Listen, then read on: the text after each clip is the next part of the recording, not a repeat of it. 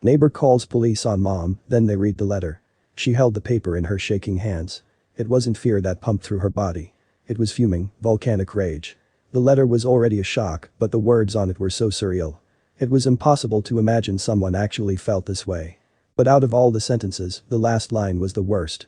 The Arizona mom grinned as she watched her toddler skip around the backyard.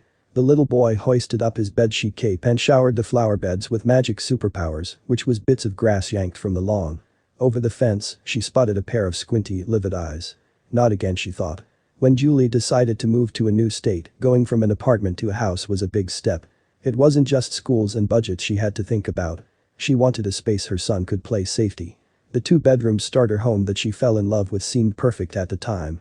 But the strange behavior from one of her neighbors started the moment the moving van was parked in the driveway. The old woman next door glared at every box going into the house as she held a jittering, whining dog. There wasn't even a hello, just a puckered frown and closing the door harder than necessary. Whatever, Julie thought. There's one on every street. She ignored the old woman and went about moving in. As the weeks passed, the only words that came out of the wrinkled mouth were brief advice on everything from how to properly put out the garbage to when she shouldn't be watering the lawn. The only conversation she did have was with her son after he tried to pet the neighbor's dogs one day.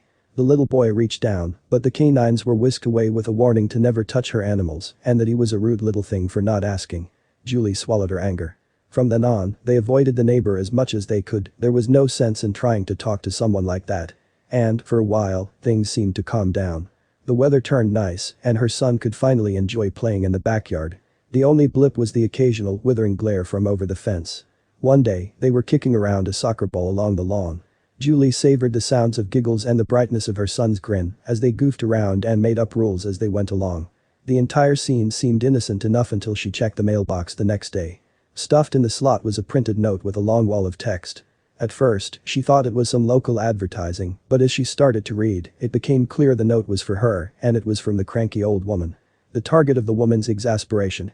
Her son. The paper went on to explain how the boy's giggles were annoying and distracting her bird and two dogs.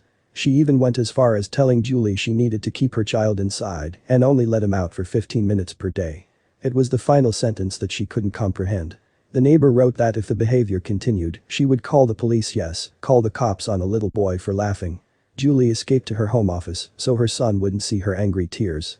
There was really only one way to respond, only one thing she could do. The next day, aside from telling her son to completely stay away from the woman, she did her best to keep her calm. She opened the door, told him to go out and play, and then tried not to climb over the fence and scream at the woman. After about an hour, she spotted a car pulling up in front of her home. It was the police. Julie stood in the doorway, unable to process what was happening. Indeed, the woman had made good on her threat. The cop looked around him as he approached. "Ma'am, we've received a noise complaint." That was it. She had had enough. This all had to end. She grabbed the note from her office and showed it to the officer while explaining what had happened recently and over the past year. The man read until the end, rolled his eyes, and let out a long sigh that clearly showed he was now the annoyed one. They thanked her for her time and walked next door. Through the window, the scene unfolded. She saw the old woman point to her home and complain, and then the police officer showing the note. Julie couldn't hear the entire conversation, but "he's just a kid, no law broken and stop wasting our time" was enough to put a smile on Julie's face. They never showed up again.